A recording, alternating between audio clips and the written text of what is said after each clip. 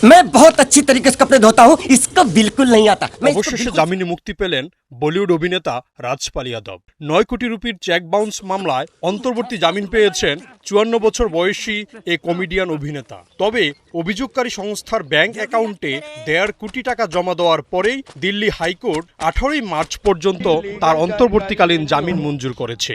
तो वो आप हमारे वकील साहब हैं भास्कर उपाध्याय, इनसे पूछ सकते हैं।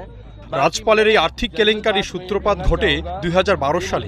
সে বছর তিনি পরিচালনা করেছিলেন আতা পাতা লাতা নামের একটি সিনেমা। তবে তা বক্স অফিসে ব্যর্থ হয় এবং সেই ক্ষতি সামলাতে না পেরে সময়ের সঙ্গে সঙ্গে দেনা বাড়তে বাড়তে 9 কোটি টাকায় পৌঁছায়।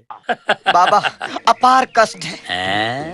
পাওনা মেটাতে রাজপাল যে চেকগুলো দিয়েছিলেন সেগুলো ব্যাংকে প্রত্যাখ্যান হওয়ায় তার বিরুদ্ধে আইনি প্রক্রিয়া শুরু করে অভিযোগকারী সংস্থা মুরালি প্রজেক্টস প্রাইভেট লিমিটেড।